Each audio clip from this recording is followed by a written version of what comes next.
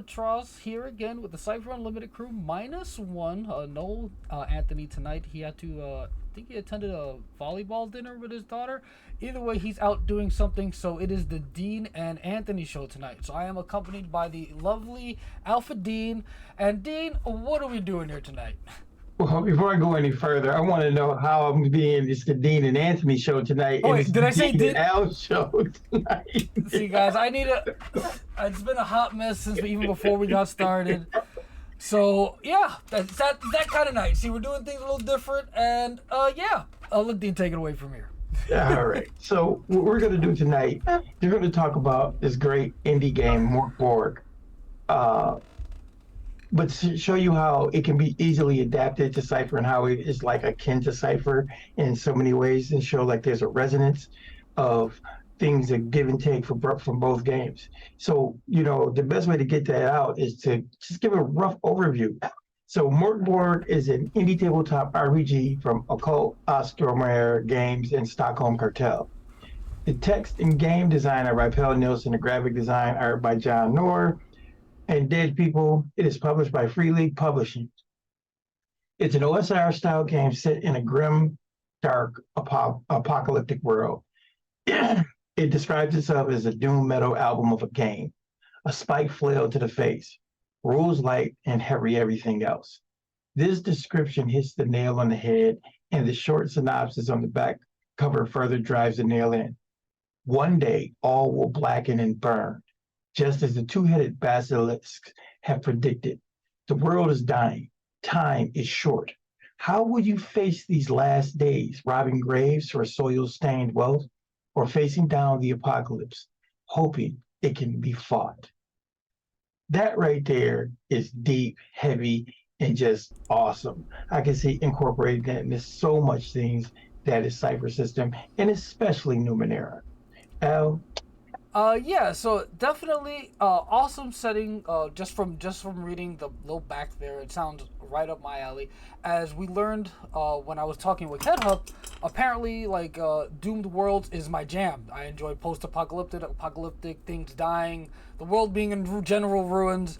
I tend to love that shit apparently. So I fell in love with Mörk Borg at first glance. It is amazing. And before we actually dive into the contents of the book, I'm going to actually just scroll through the book a little bit. And it is such a gorgeous book, so evocative. Let's just scroll through without even looking at really the words. Just look at how this book is laid out, the colors, the art present. Look at this map, this is a wild looking book. Again, without reading anything, just the art and its presentation, it's so evocative. I love it. Like we said, it's a grim dark. It's something we can akin to Cypher in that respect alone. The layout of the book, the artwork that was chosen, drawing you in to this amazing, gritty, rough setting, which is for some reason you want to adventure there. Nail on the head, Al. Yeah, it is so awesome. And one thing I will say, we saw it kind of in the beginning, so let me scroll up, before we actually dive into the contents of the book. Before we start the book, there's already tables. There's already a random tables for stuff. And most TTRPGers know, random tables are usually, and most of the time, your best friend. When you need to come up with something on the fly, you're struggling with something, random tables are always there to have your back. And this book is a gold mine. Literal gold mine of random tables. And again, we see that at the beginning of the book, and I'll scroll to the end of the book, and there's a couple there as well. And again, this was before we even get to any of the meat of the actual book. And that's wild to me that it has all this content just on the edges of the outside of the book. That it's nice. It's so nice. Yeah, do you want to dive in, or do you want me to get started? You can take us 10 now. All right, so let's go back to the beginning of the book here. And yeah, we got random tables, we got legal stuff, their inspirations, a lot of nice stuff here. Yeah, the usual stuff you see at the beginning of books. We got that nice art, and then yeah, we come to the first section of the book. And yeah, so the book starts with detailing the setting, and the setting really only spans about 17 pages. But these 17 pages of lore setting are so damn flavorful. Not only that, there's honestly very little text here. Like, as you look at these pages, like, the words are huge, like, it's very stylized. There's actually not a lot of words on the pages. And if you know me, if you've watched our videos, you know I'm not the strongest reader. So this already right up my alley because it's presenting, like, very flavorful information in a very compact manner, which is just a chef's kiss. And again, a lot of the space on these pages is just taken up by nice art and layout design choices, which fantastic. I just look at it; it's amazing. I couldn't help but be drawn in when I saw this stuff. And yeah, you see text of varying sizes, the text slightly askew of different colors, and even just this without reading any of the actual words, kind of draws you in, like immerses you into this strange and twisted world that you're about to read about. Yeah, it is awesome. I mean, and like I was saying, that being drawn in, but just to take that a step further, it literally starts out detailing the setting, and it only spans like 17 pages, but the lore and the setting are so damn flavorful. It's like ridiculous. I mean, not only is there very little text here, but a lot of space is taken up with the art, which again pulls you in, is, you know, part of the layout design choices. It's just a great book in general. And if you, the reason why I think we keep harping on it, and neither one of us has said it, but these are the tools that your improvisational mind needs. These are the cues that you can lean into and pull from, just from an image or just from a sentence or a blurb. You know, this weird picture showing you this strange landscape or this strange cityscape. You know, it is that evocative thing why we were saying how it's going to be compatible with Cypher, because I think it does something that Cypher does, it tries to do with giving you ciphers and the cards and the decks and so on, but I don't think people have embraced it in the same manner that you do with Mörk Borg, because Mörk Borg with the charts and the labeling is all like right in your face. It's like part of the text. It's part of the general run of the game. It just makes me so happy to just sit here and look at the book. It's wonderful. And I will say this also, that even though again these 17 pages, again that's not a lot of pages to detail a whole like the whole setting is in that 17 pages. It's wild, right? Of course you get a little bit to flavor here and there from other parts of the book, like the rules and whatnot. But the fact that it hits that sweet spot that we see in Cipher system. You know, Dean was talking about like the parallels, right? It gives you enough of detail that you're like, it whets that appetite of like, hey, this is super interesting, but it also leaves enough wiggle room for you to inject your own stuff, like we like to see in Cipher system, that we do in Cipher system.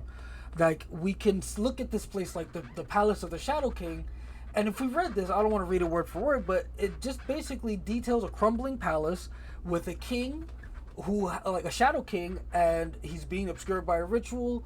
And on the bottom it says his sons are always playing tricks on like the kingdom, and that's basically all it tells you about this guy. Like, and that's the whole, that's the entirety of what they tell you about the Palace of the Shadow King. But that is so rich. Yeah, and it's amazing. Like, this is, I cannot understate whatever you want to call it, how much I love this, like this style of lore or whatever setting presentation. It is top notch, chef's kiss. I love it. But see, and that's what I'm saying. I think it's the inverse of how MCG does it, where MCG will take a microcosm like the Steadfast or the temples of the Aeon priest, you know, and things like that. You know, they'll take this microcosm and define all of the stuff within this microcosm, but then tease you with how it affects things that goes on around it. Or they'll put out a book like Vertices that gives you all of these connecting, you know, idioms to bring them together, or Tales from the Data Sphere. Those books do that in such a cool way, where this and Mörk Borg, like you were saying, Al, it gives you this macrocosm. Hey, there's a dilapidated castle. There's a wizard, a shadow king. You know, is he a wizard? Is he a lich? You know, that makes my brain start doing that. You know, exactly. You know, so it's like it's like I said, inversely compatible, and you can trade off for both. Honestly, I would love to see more books do their because there's a whole world setting in these 17 like the whole world is. I want to see more books do like this truncated gives you like a fleshy bit, like juicy bit, and then leaves the rest to the the reader or whatever. The But that's GM. how books used to Like, be. oh, That's the big thing I was always talking about. That's what we used to get. If you look at old modules, they were 36 pages, 42 pages. You know, a mega book was considered 96 pages, and 10 of those pages, 10 to 15 of those pages were maps and diagrams. You know what I'm saying? So think about a 50-page adventure, but and you think in D&D terms, a 50-page adventure that's going to take you from first to 10th level. There's a lot in those 50 pages. no, I'm laughing at Ken. He's like, "What are you saying? Not every book should be like Tullus." As nice as Tullus is, and again, it's like the exact opposite of this. And again, people do. There is a obviously there's a big audience for Tullus, but as I've said before, and I will say many times in the future, I am a weak reader. I struggle to sit down and read a tome of a beast, and Mörk Borg hits this like fantastic sweet spot. Like I read the entirety of Mörk Borg like 3 times already. Like that's bonkers to me. Like I never do that, never ever. Like it's crazy. And before we wrap up talking about the setting section, I do want to talk about my favorite part of the setting section, and that is I'm gonna butcher the pronunciation of this dude's name, or the gods, or the devil, whatever. Nutrabel. Well, either way, the calendar of Nukrabel.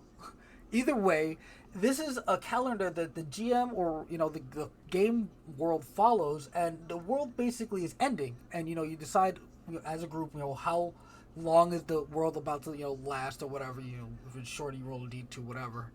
But the coolest part is that it's written down as psalms. Like I'm not gonna sit down and read all of these, but each of these is a result on a d6, which is you roll two d6s, and then you see the first result and second result is like 1 1 1 2. It's not like adding up or anything. And when the way it happens is you roll this dice at the beginning of a day, a game day, and if the GM rolls a 1, a misery occurs, which is what these psalms are. And I'll read a couple just so you can see what we're kind of dealing with in terms of like how it's changing the world. So let's say we rolled. Give me 2 numbers, Dean. 3-5. 3-5. So 3-5 says, "Then shall come rain unending, and the day shall be made night by its coming." So the world now, and again, this is just a quick interpretation. It's always raining and it's always night. Right. That's your game world now. And that changes the game in so many ways. Like this, it changes role play, it changes mechanics, it changes. Oh my god, it changes so much. And from just a simple sentence, like oh my god, like I cannot gush more about this. Read one more. Give me another 2 numbers. 7-1. No 7. This is right. 6-1. 6-1. You shall know the last day is come. The sun shall set and never rise. Oh, no see? sun anymore. Right. So, when the sun starts setting, you're on borrowed time. You got the last 24 hours. Yeah, this is so cool. And since you brought up 7, the world will suffer 6 miseries, if they occur. But on the 7th misery, that one is always the same and always ends the world. I'll read that one just because. I'm gonna butcher these names. Damn it! All praise Yet Sabu Nek, the underworld's nightmare, the black disk which stands before the sun. All praise Verhu, beaming with delight. All praise the fire which burns all, and the darkness shall swallow the darkness. And that is the last psalm when you get the land, and the book literally tells you the 7th misery will always be 7-7, and the world finally dies. The 7th seal is broken for the 7th and final time. The game and your lives end here. Burn the book. And I want to run a campaign and burn my book. Like they did their job with like evoking these like feelings of like wanting things to come to a grand end. Well, And I literally I want to buy a second copy, so I obviously will still have my copy, and then play a campaign and burn my first book. but see, and what's really cool about it too is think of it this way: with the way Mörk Borg is set up, that whole concept, there's a finite story that it has built in, and to be able to get a dedicated group or set something up of your own where each group is playing one of the miseries, until you get to the seventh one, and maybe you can get a person from each of the other groups, bring them back together. Be so cool. Yeah, there's just so much you can do with the setting they provide here. It's awesome. It's so nice. If you haven't picked up this book yet or haven't looked at it, there's free rules, or the book is available in plain text version online on their website. Go check it out. Like right now, I'm gonna link it again. For whatever reason, the bot is not working, so I'm doing it manually. Check it out right now. That is so cool. Before we continue, or Dean, do you want to pick up the next section? Let's see. We talked about the setting. Well, let's see. Or do you need me to dive in? Yeah, you pick it up because I got lost from where you. The Dean is getting too hyped by looking at the PDF on his end. He's scrolling through it. He's getting lost. Either way, after the settings section comes like the rules section, which starts with the character creation. It's very simple. It presents you a classless way to make a character. But there's also some optional classes that you can use. We'll talk about that later. It's presented later in the book. Just to get your feet wet, they present you a classless way to play. And it's all very straightforward. You roll some dice, you get some silver, you got a water skin, you got some food, and then you move on to the next page when you start with your gear here. Again, we love tables. We love tables. And again, I love that you randomly have this stuff. Like, again, it's very... Oh, go ahead. No, I was just saying, what's cool about it is it truly gives you a character who would fit into the world, because everything is designed to have you a piece of that world.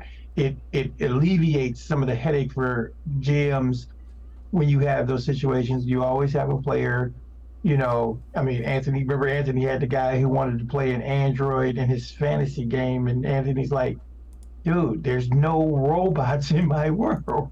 And he just wanted to argue about it. So this helps alleviate that, because whatever the tables say, that's what you carry, that's what you are. Yes. And another reason I really like this particular setup, you start with like at most 3 things, like maybe get a couple other things. But either way, the point I'm getting at with the sparsity of what you're starting with is it really drives home that, hey, I'm in a tough situation already. Like, this is not a world that's gonna coddle you or anything like that. This world is out to get you. And it tells you right from the get-go, like, what's that phrase you said?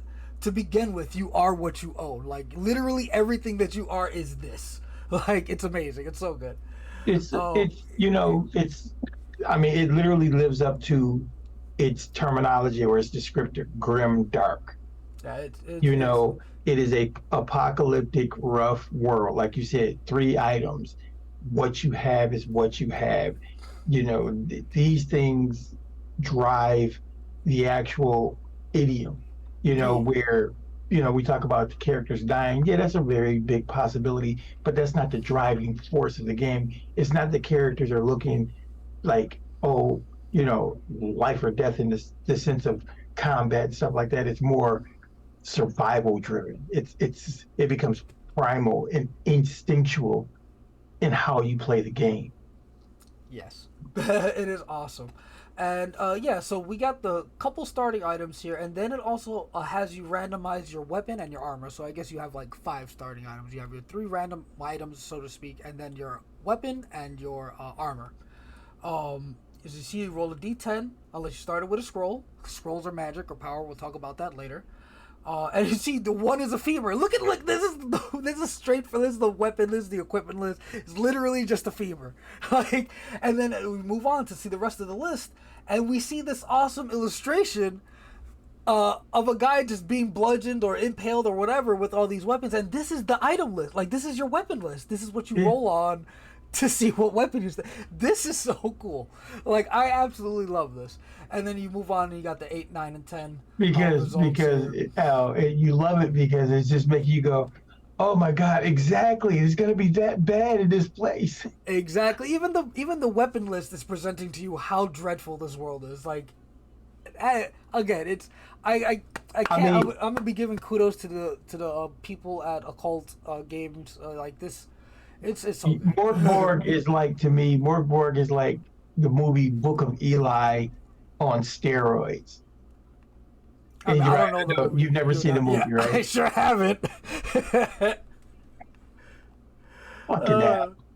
but yeah, then after the weapon list, we got the armor list, and what's really cool here, before we talk more about like the mechanics and the rules of the game, even right here on the armor list, you're learning sneakily how armor works. Like quite literally, right here on the little simple armor list, there's only 4 armors. You roll a d4 to see what you start with, or I think it's d2 if you started with a scroll. Yeah, and literally right here it tells you armor reduces damage taken by like negative d2, negative d4, whatever have you.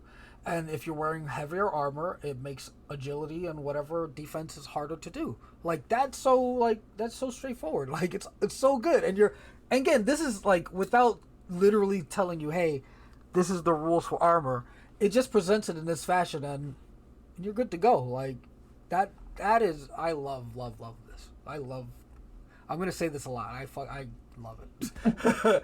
And then we got a very nice looking equipment list here. I love the pink and black. Again, you guys know I love pink, so I love that neon aesthetic they got going on in parts of the book. Is this book is just a visual treat all around. And you got to think too, and not only is it teaching you armor use, but it teaches you basic combat, initiative. All of this is like all right within these charts, and it's like really set up. All of these sections are could be like a one pager. It's just like a one-page pamphlet, or almost like it's an advertisement or something. Like Al said, and then the color aesthetics, the pink or the lavenderish purple, it's really striking, and it's not brutal on the eyes for some reason. It's amazing.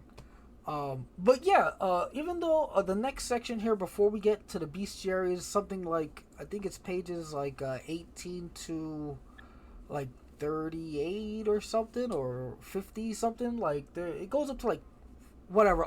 The majority of these pages are random. Let me just scroll real quick to show you. I'm not gonna stop at the rules pages yet, but a majority of these pages are like tables to flesh out your character. Like you get terrible traits, you get like something's wrong with your body, like you got like some bad habits, your troubled backstory. Like all this stuff is built into the character creation, so you have like a basis for your character role playing. Like some people you might pick your own or develop your own. Like I wouldn't say this is mandatory, but the game tells you to do it. But having all this available, all these tables to kind of like randomly make up your character, like their traits, their backstory. I absolutely love this as a quick way to just dive into a character and like get in their shoes, so to speak, because you have all these details to work with off role playing, and it is just awesome. But as for the core rules are only like 10, 11 pages, something like that. Like it's amazing. Yeah. Yeah, and it starts really throwing rules at you on page 26 here when it first starts talking about abilities. And here, this whole page right here, this small, it's not even the whole page. You see, it's like a corner of the page because there's art. This whole page here describes your ability scores, how they work, and how resolving any dice roll works, basically. All on this one page. Like, Yeah. what? I absolutely love, again, we come from Cypher system. We love it. We love a rules light system, but like, God, I cannot. Here's something that I kind of dig too.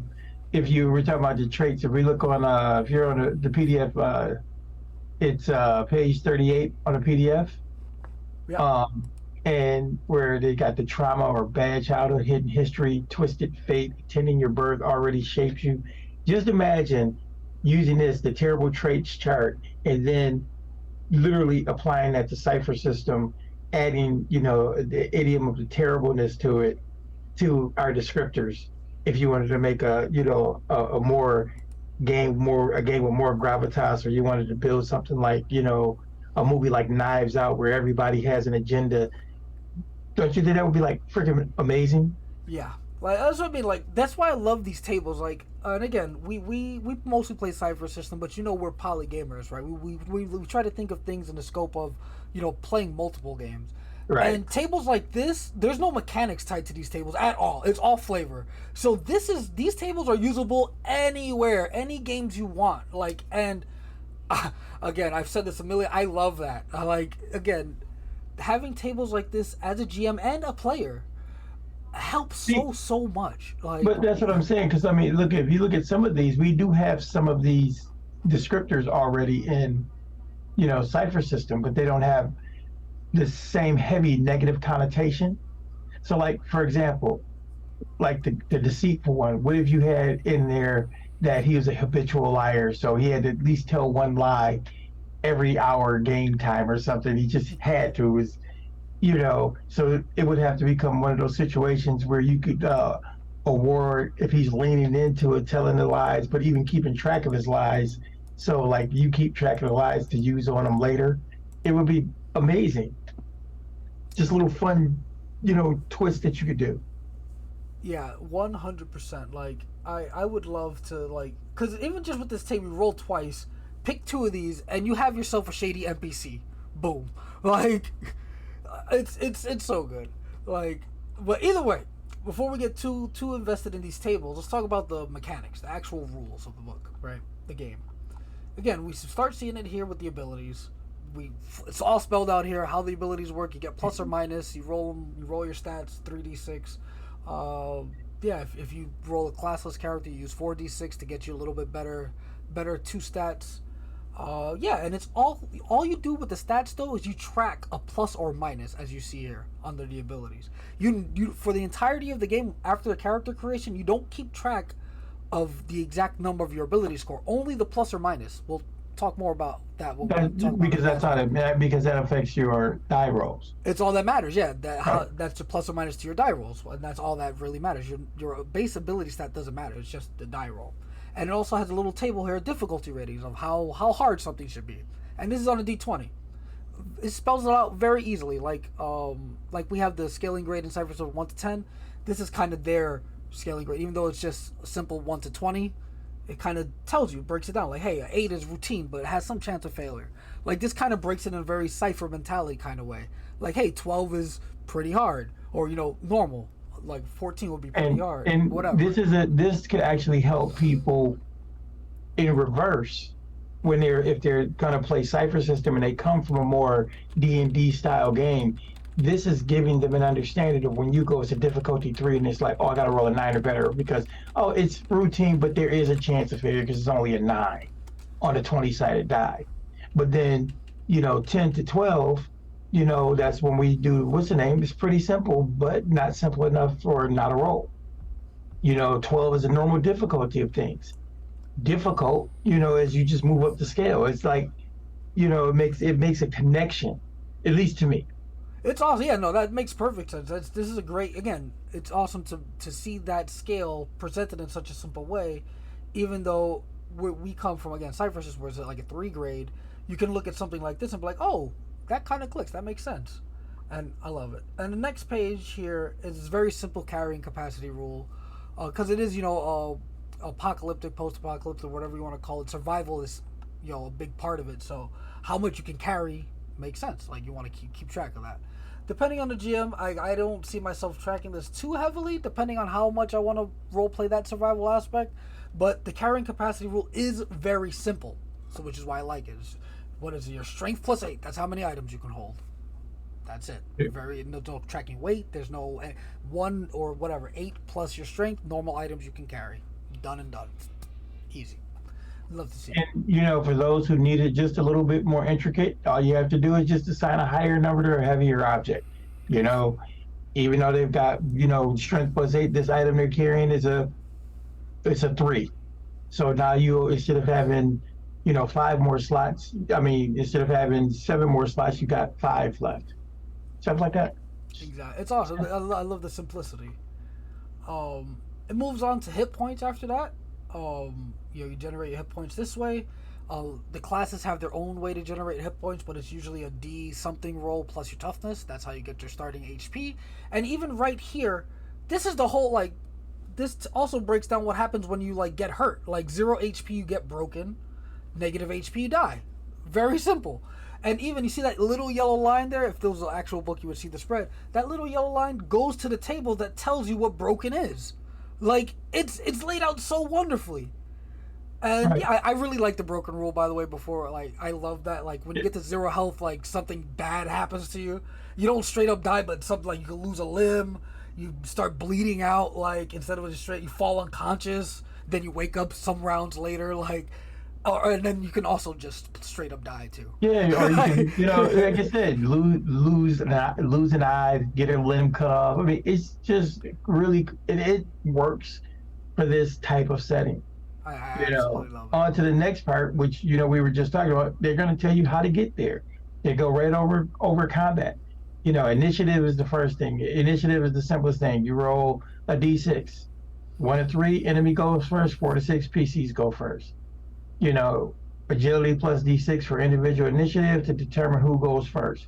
So that means you roll your d6 plus your agility modifier number.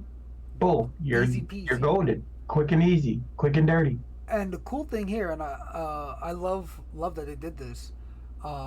It's kind of small on the screen, but I'll read it out loud. Players roll for both their attacks and defenses. Creatures and enemies don't roll dice in combat.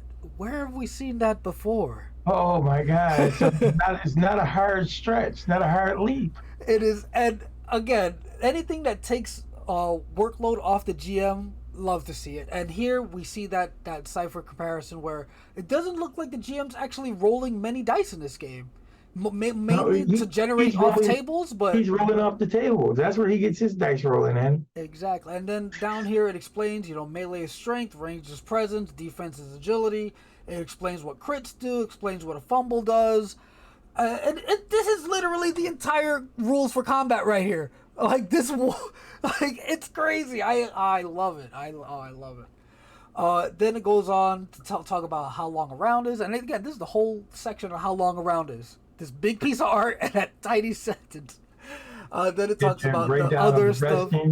Resting, reactions, morale, all of these things that are going to be portions of the game. Again, how rest work. It very similar to the idea of Cypher system.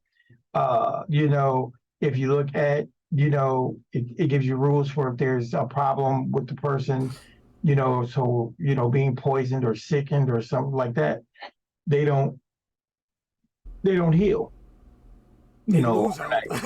Yeah, they lose health, which is, like I said, grim, rough, survival world. So these things are all going to make a difference in your gameplay. But again, it's something gives you the idea to lean into when you're doing your Cypher games. Again, we're talking about that give and take, that learn from, other systems and how to, apply gaming mechanics and gaming ideology to expand your mastery of being a GM. Yes. And before we move away from this section here, I do want to talk about the morale stat or whatever. This is a stat that creatures and enemies have. And yeah, I'll just read it because it's cool, it's short.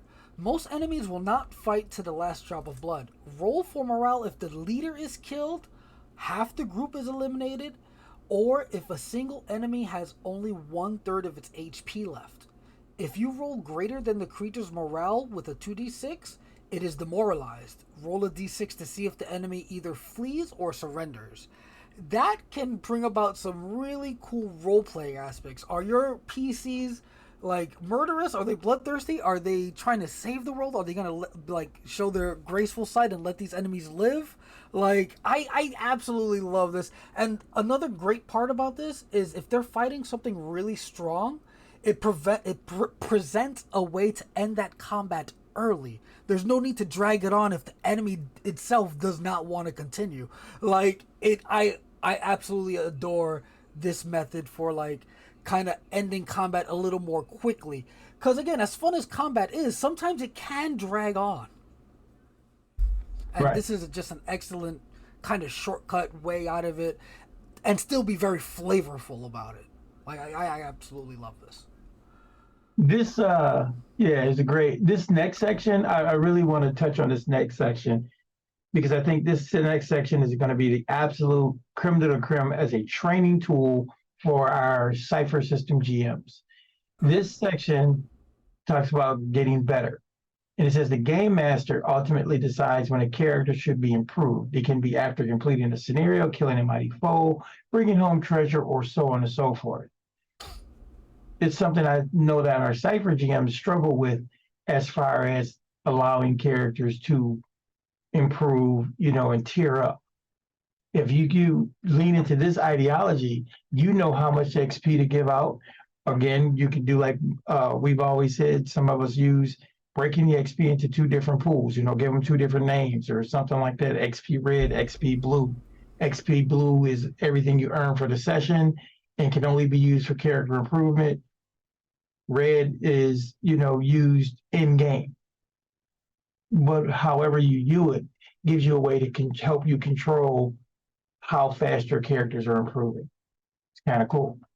I love this little sentence here. Like I love what you said to the creme. Like this is a great point to bring home. It's like I just love how you said it. I don't remember the words you said, but I loved how you said it. This here, it really, because again, like you said, people struggle with that idea, that milestone like achievement sort of like leveling thing. Like a lot of people seem to struggle with that concept, and this here presents it so simply. Like, hey, the GM just decides whenever they want that a character's gonna get better, and it usually involves completing a scenario, killing a big enemy, or bringing home something big like a big treasure.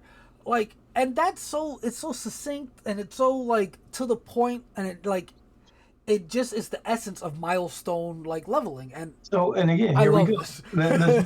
And what you said, Al, just takes it to another level for me because I could think of it as in plugging that what you just said into a character arc.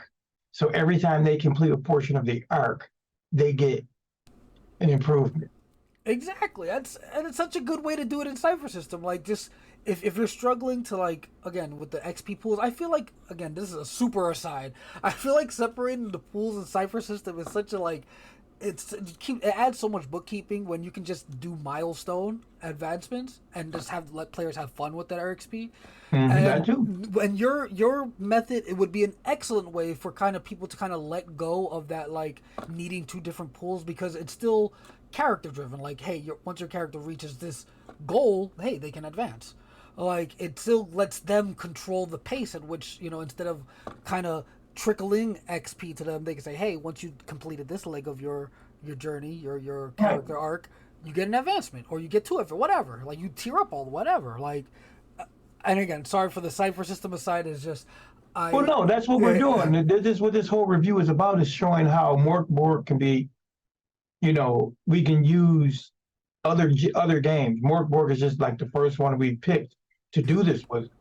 So we got to keep showing our size to Cypher because that's what this is all about. Yeah, so this is definitely a great tool because of the rules light nature to kind of push you further into that rules light nature. Right. But yeah, I love this because it's getting better or worse. You can actually get worse. Your character stats can go down.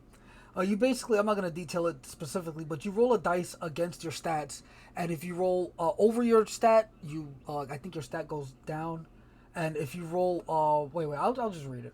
So for instance, HP, you roll 6d10. If the result is equal to or greater than your current maximum HP, increase it by d6. Very simple. And same thing for the stats. Roll a d6 against every stat. If your result is greater than or equal to the ability, gain one. If you roll lower, decrease it by one. Like, I love that your character can get worse. That's amazing to me. The apocalyptic world can be a fucking toll on you, and it is. It becomes great storytelling material because you think about it for a minute. We've all watched that a post-apocalyptic movie or book or whatever, and you see the old grizzled mechanic, and he's got a cybernetic eye, and it don't work right. It sparks all the time and stuff like that. We've seen that. So what Al was saying, roll against an ability. Well, guess what? You lost D6 to your perception. You lost 6 points. Well, guess what?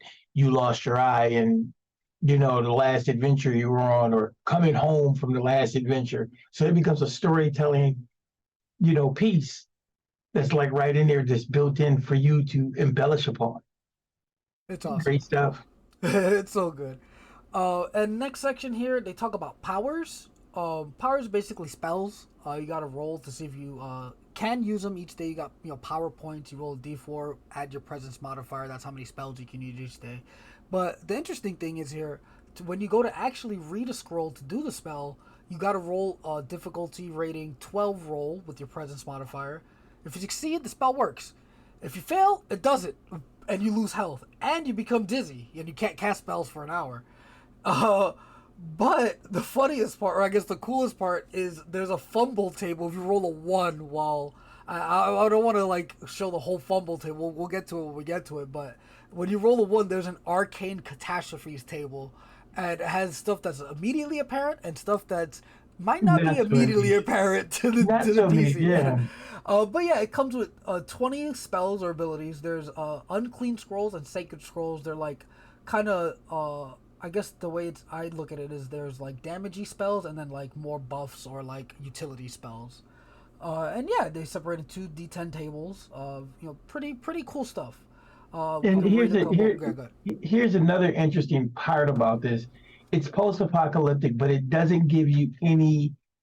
It resonates on so many things. It could be like some weird steampunk, grim dark place, or it could be some, or diesel punk, or it could be fantasy. It could be full on fantasy, but it's just this world is broken. Such wonderful bit. I could literally see him dropping all of this grim dark ideology in some place in Numenera. Could you imagine taking, a group of Numenera characters into the Mörk Borg world? The world actually doesn't have a name, but it's commonly referred to as the Dying World. Right. But these spells here, and just for that cipher side, this is right here a list of ciphers. Like, yep. if you need some, like, just a quick list of ciphers for your cipher system game, boom. You got 20 right here. Like, it's so good. And they're so simple. Like, you just read one. Grace of the Dead Saint. D2 creatures regain D10 HP. Boom, you have a heal cipher. Like, it's so simple.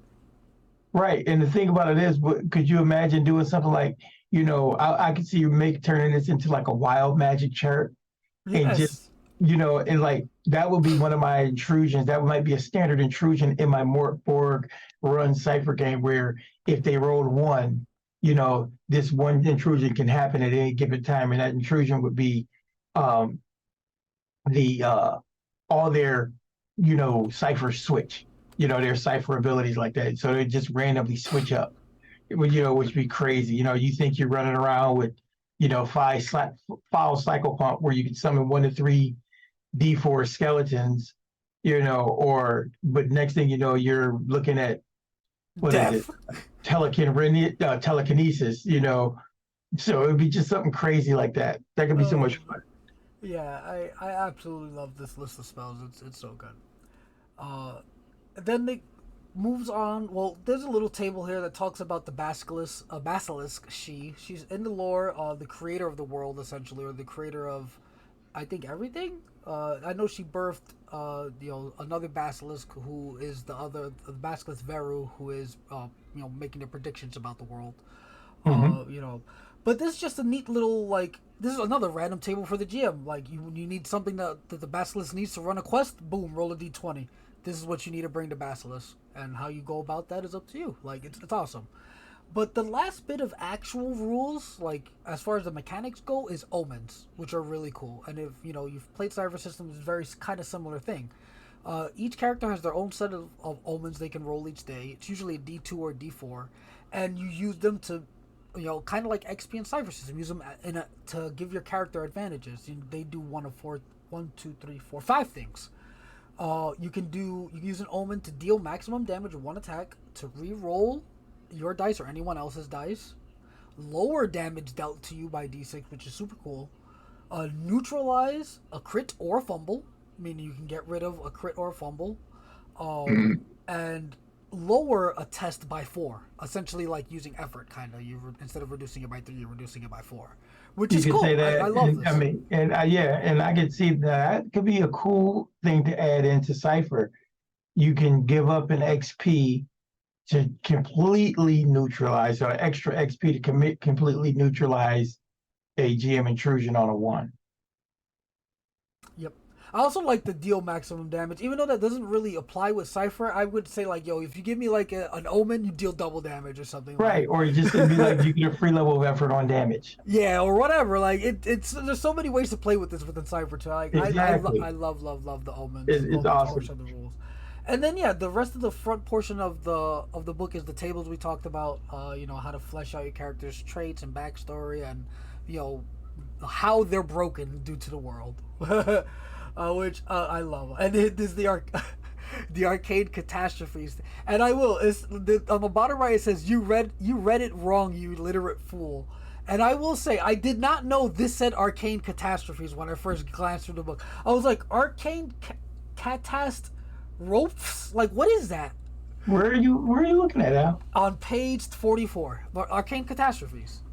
Um, it's just very stylized, and it breaks up the word catastrophe in 2 lines, and it makes you initially read it wrong, and then the book makes fun of you for it. I love that. Oh, absolutely. How do you not? It's page 44. I don't know what it is. 48 in the PDF. Um, and then Maybe that's that's why followed. I was looking in the wrong page. It's Oh fo- yeah, and then it's followed by the yeah. arcade catastrophes table, and I'll just pick one at random. Let's do 15. So this is what happens when someone rolls a 1 when they're trying to use their powers. 15.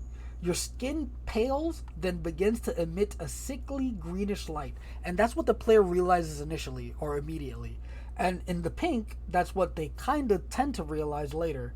Living things held close to you slowly fall ill. They weaken, their bones become brittle, their teeth and hair fall out. So it sounds like you become radioactive. And it doesn't outright say it. It just says you become glowing green, but secretly you're radioactive. Like you don't know. The GM's not going to tell you you're Nobody radioactive knows, and until you start hugging people or picking right, up you your hug pet somebody, or because whatever. it's very pale. I could see it being like it's like iridescence. You have to be at the right angle to see the glow, because it's at a different frequency than the human eye can see in, but it's still green radiation. Yeah. And something I love here too is along the edge of the top right corner. They took into account what if someone rolls the same number twice? They can't turn green twice, right? Uh, A caster who rolls the same result twice explodes in screaming black fire, in which the faces of the dead are seen. D6 damage each round. Water only feeds this fire. Like Again, what the this is a fuck? world you don't. You know what this is? This, like I said, this is like Gamma World on crack. It's Where amazing. back in the day, where Gamma World, because Gamma World was a game that we always said you just played Gamma World to die. This has it. This one, we know the end of the world is coming, so you playing it for the same reason. You just kind of don't know when, which Yeah. is still cool as hell. Again, the game has a ending built in. So cool. Ooh, yeah, it is awesome. Yeah, and if we dig a little further, after this we have the optional classes. Not gonna dig into these too much because I want you guys to look and read more about them. But each of the classes here, they start with their own health, their own starting silver and whatnot. Like you kind of forego the classless character creation and you go to this instead. And each of them starts with 1 or 2 abilities. You roll for them randomly. They roll for their stats a little differently. They even have their own special, unique backstory.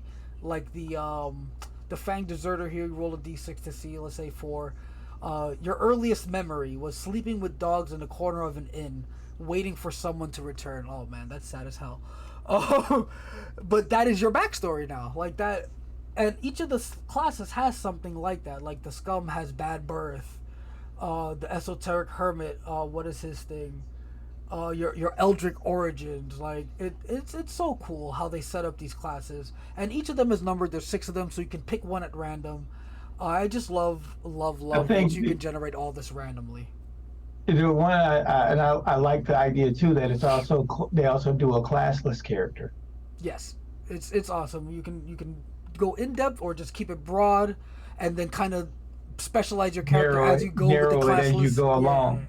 it's The same concept we were talking about when I was telling people about building their focus through gameplay versus picking one outright. yeah, it is awesome. Uh, I love this setup. And then after the optional classes, we got a small section here, 58 through 69 pages. They are the bestiary. You see, we got goblins. They even have little names if you need a specific creature. So this is goblin named Seth. We got a scum here named Bent, like a berserker named Zukuma. Like it's so cool how this is presented. Not only like do they present the generic berserker, but it also gives you like, hey, you need a name for this guy? Here's one right away. Like The it's goblin. it's so good. Like I love this. And again, some of these like they have special abilities kind of akin to Cypher. They kind of just do the special thing they do. There's no real mechanics to it. Like for instance, the berserker attacks twice per round. It doesn't have time for defense, so it defends at a lower number. Like So so once it's again, easier to hit. Like once that's again, oh, yeah, that's all cipher. That's love it. and that's the thing we were saying where we try to get people to when they tell them about creating your own monster or something like that, or how a monster should work. If you wanted to have a lich, well, guess what? Your lich does, you know, uh, XP drain or something. It's just, or will drain uses of your edge or drain uses of your effort. Stuff like that. And this is a great like presentation of that basically, Yep. because outside of this, there's no discussion in the book itself about like how like creatures work or whatever, or how their abilities work. It literally just states, hey, they do this. Like that's it. That's all you really need to know. Like the NPC, the creature does this. Doesn't matter how mechanically whatever they do that. And if the mechanics need be like, there's a little bit of like a section like, hey, roll HP, roll agi, whatever. Like, it's awesome. Yep. Yeah, I think there's 12 enemies in the book, something Yeah, like that. something And, like and that. all the I art mean, is great. It's fantastic art pieces like here. All of them quite evocative. So like I will not lie. When I saw this one, the Lady Porcelain, the undead doll, when I first flipped through the book, I kind of like did a double take. I was like, whoa, this whole page is a face. Like, yeah, it it's puts me in the mind of the old cover they had for Changeling, the Forsaken, the Ghost book. It was pretty cool for World of Darkness RPG. Yeah, and Ketup says in chat, the Foundry VTT setup is super nice for Mörk Borg. Just literally one click, your character's randomly generated for you. Great for when you die repeatedly, which is again kind of depending on the game you're playing, it's kind of a meat grinder depending on your GM. What is Yeah, it? you will die. You will die. Well, Most here's the likely. thing. Here's the thing. I'm saying this again. Once again, now this is where I'm going to say take something from Cypher. Think of the idea of first responders. And maybe you have a survival community, and everybody who's playing at your table makes like four characters, have them waiting in the wings, and these are different people with different skills. Just throwing it out there. It's such a cool ass game. And after the bestiary, there's a very small section here on basically followers, hireable NPCs or whatever NPCs that follow you and help you. They're kind of statted out like the creatures, but what's really cool here is each of these four guys. There's only four of them. They all have little tables that tell you what their trait are. Are they bitter? Are they incoherent? What makes them a little bit special. Has a little table for their specialty. What are they good at? Why? How are they helpful to you? And another one, what they value. Why do they stick around? Like, why are they following you around? Like, for instance, look at the pale one. One of his values is listening to melancholic melodies. So it might be following you around because you happen to have someone in your party who sings sad poems. If that person dies, the pale one is gonna leave. It doesn't have its melancholic music anymore. Whatever. Yeah. This is a great flavoring stuff here. Absolutely love this. And the Prowler, it becomes also really cool for storytelling because I'm looking at like the Prowler. So what if you had a guy who's a Prowler, he follows you because, you do what you do, but this means like one of his values is gossip.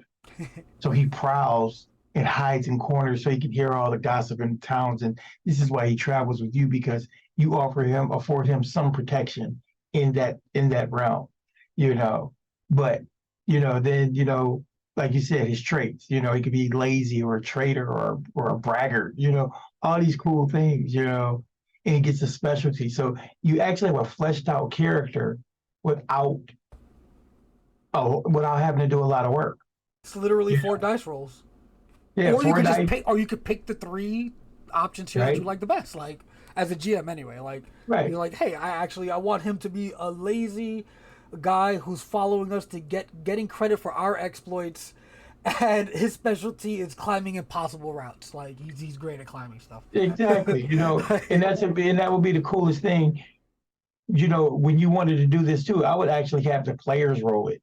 That would be just like the coolest thing, because then they couldn't say, well, hey, you gave me this guy and he's a jackass, but like, no, you guys decided what he was.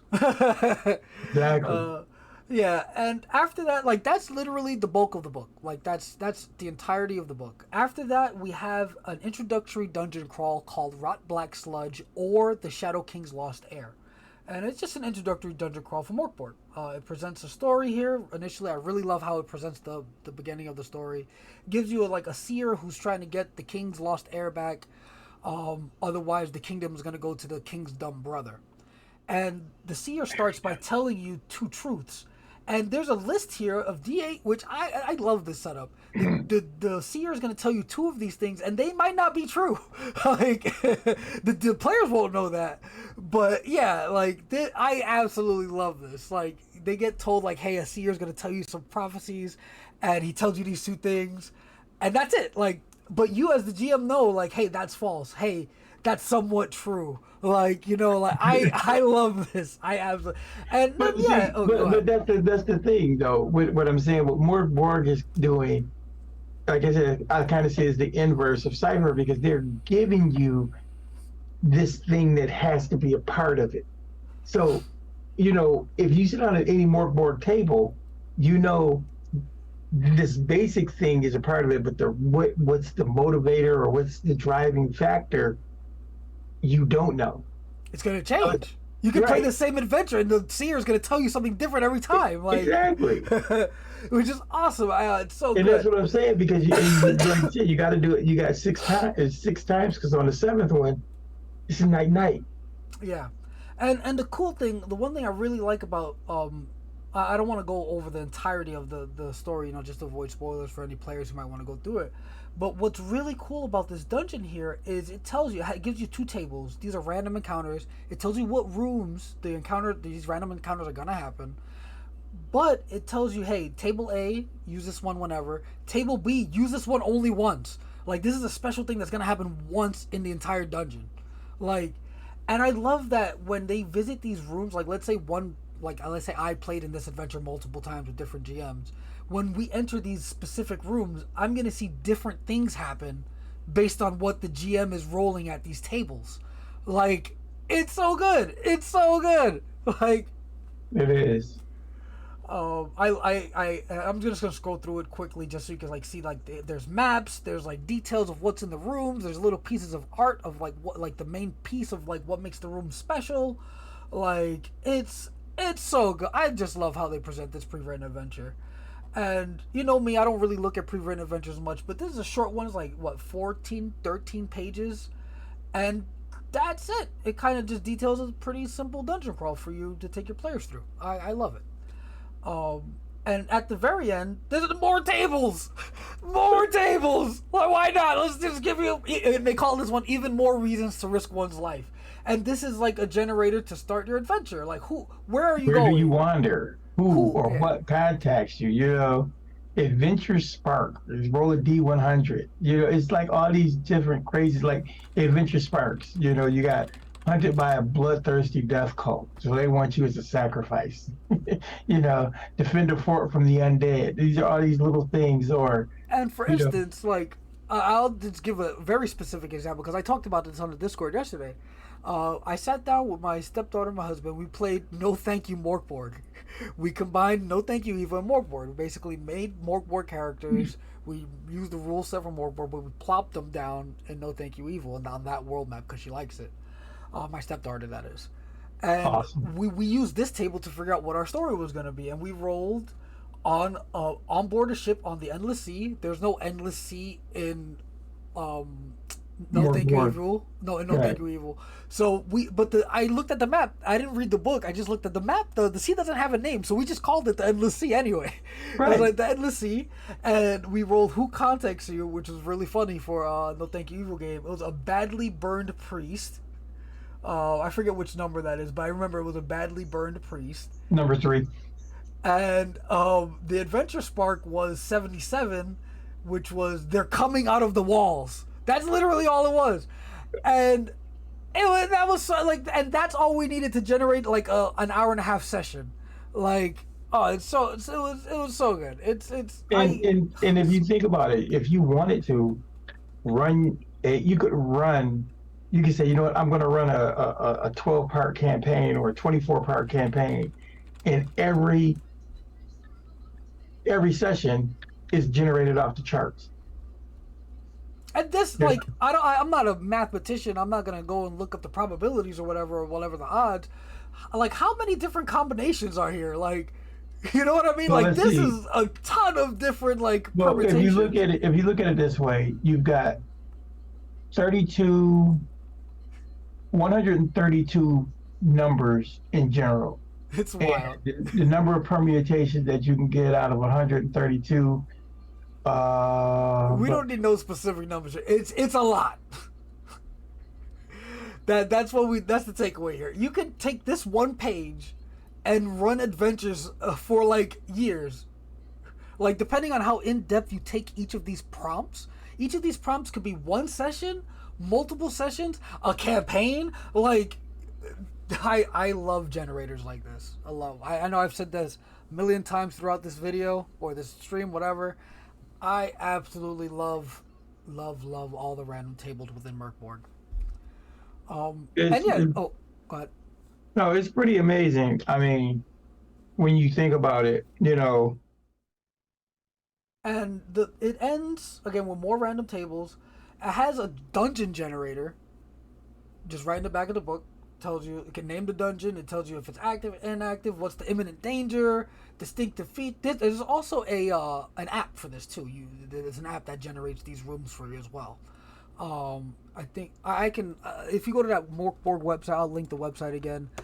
Scroll down. It's under the content there. There's a bunch of apps. There's a character generator app. There's the dungeon generator app. There's the monster approaches. It gives you a random monster they generate, and there's so much content for this game, and that'll be our next point once we like stop talking about the book. We're not gonna talk about it too in depth because we're kind of running, short on time here. But the back of the book here also has a one-page like a rules reference. Like, this is all you need to like know to run Mörk Borg. Quite honestly, this one page. It tells you how to rest. It tells you what the rolls are like. It tells you what the different stats do. It tells you like how to use your powers. It tells you what broken is, what the armors do. Literally all the rules you need to run this game are right fucking here. Like, and that's amazing. Yeah, and then we got the index and some more back panel. And again, art is gorgeous throughout, layout gorgeous throughout. Fucking lovely rules light game. Lovely world, even though it's a world in ruins. It's so evocative, so flavorful. And what I was getting at with the apps and whatnot is the other great thing about Mörk Borg is its community. Its community is wildly I don't know what kind of words you would use here. Interactive. They're into it. Like, there's a ton of fan created content for this game as well. There's a third party license. You can make your own Mörk Borg stuff, and there is a ton of stuff out there. A ton. Even the Discord itself has tables in channels. Like they have a couple of channels where they generate random tables together, and then another channel where they compile it. Like, hey, this is the random table of this that we generated together. Here's the random table of that we generated together. Like it is a treasure trove of content. Most of it is like even free. It's name your own price on itch.io. Like I go check out the disc. I'm even gonna get the Discord link right now. Go to if you yeah, the Discord is awesome. But he's saying, and if you go on Drive to RPG, some of the content that was created by third parties is great. Like I picked up the Elevations and the Null Breaker of Shadows, which is awesome. I mean, the Null Breakers is like these four like gods that are like old ones. It is like real crazy, and it can be put right in your game. And it's only like 4 pages, with all the different things that they do. And then of course the Elevations is I think I reversed it. Elevations is the four. Yeah, Elevations is the 4 guys. The other one is how to bring in these cursed weapons and stuff. It's like just crazy. So on top of all that third-party content that people are making on their own, right? There's also the Mörk Borg cult, which is kind of like, it's not really even the Cypher Creator Program because I guess they're third-party licenses like that. But what the Mörk Borg cult is the company itself gathers third-party stuff that they specifically really like. They curate this and they put it together, or they release it for people to consume, to use. And they have produced 2 zines, Heretic and Feretory, which are physical or PDF compilations of these like third-party things that they really like. And it's like things like classes, optional rules for traveling. There's just so much, like adventures, dungeon crawls, like all this third-party stuff that the company itself specifically said, hey, we like this, we're gonna put this in a thing. Like that is so cool that they went and they did that with the community. Like, hey, we're gonna take your submissions or whatever, and we're gonna compile it into the zine because we really like it. We think this like captures the essence of Mörk Borg very well. Right. It brings brings us more new stuff because I got Heretic too. Heretic is, it's crazy when you think about it. The Mörk Borg rule book is 97 pages, and what is it? Heretic is 68 pages. So just over 200 pages, but you have this massive world, that has so much possibility. And you can go as in-depth or as frivolous, as the description you get from the book. It's really one of those things you can enrich your game and make it run fast. You can slow your game down. It's all in your hands. Yes, I absolutely love this book. I love everything I've seen about it. I love the community. They're all very friendly. It's a very inclusive place.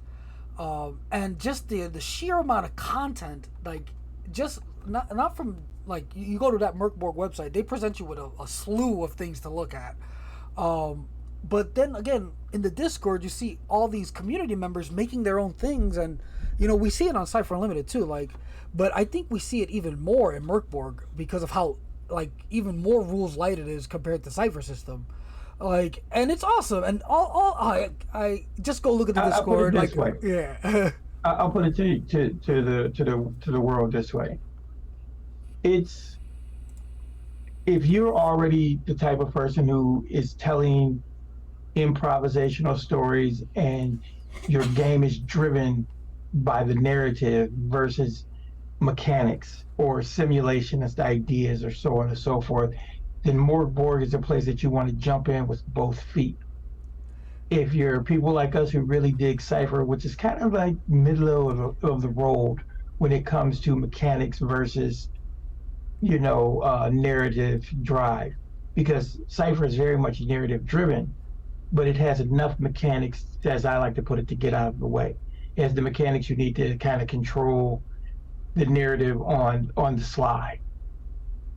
So Mörk Borg is that place that you want to go and like just, if you just need to go have a field day and you don't need a lot of heavy lifting or overhead, Mörk Borg is what you do. Yeah, that is an awesome way to put it. Just everything about this book makes it easy to run, from the rules light nature to the tables, and then if you want to dive a little deeper and then look at the community and the third party products, there's a ton of stuff to do, to see, to play within Mörk Borg. And if you haven't already, go check it out. I've listed the website. I'll list it again. I don't know why. Now the bot is suddenly starting to work. I don't know what the hell's going on. But check it out. And yeah, I think this was a great talk. Absolutely. I definitely see myself maybe running the Mörk Borg setting with some Cipher system, rules or whatever. I'm definitely gonna mix the two. Is what I'm saying, in some fashion. Well, absolutely. The whole idea. My last words before I take us home, are that yes, Mörk Borg. I just literally got into it over the last few days with you talking about it now, you playing your solo game and stuff, and now I'm really gonna play with it, because this might be a way to get in some, much needed gaming of my own. But it'll absolutely be a staple in my development as a GM, especially for Cipher and so on and so forth. So with that being said, if you like us and you like what we do, please join us on Facebook, Discord, YouTube, Twitch. Give us a like, share, and subscribe on Twitch or on YouTube. All of our videos will always be free, but you can also give us a donation on Ko-fi. And that helps with things like our Zoom costs and so on and so forth. And if not, you can always go check out our merch store. You can pick up some Cypher Unlimited gear. And last but not least, we love you guys. That was pretty good for not having the script in front of you. I'll give you that. But yeah, thank you everyone for stopping by. Hopefully you found this informative. I'm going to hop off here and play some Mörk Borg solo, actually. I absolutely fucking love this shit. So check it out. If you don't, you're doing yourself a disservice. So yeah, definitely thank you again. And from us at the CU, we will see you later.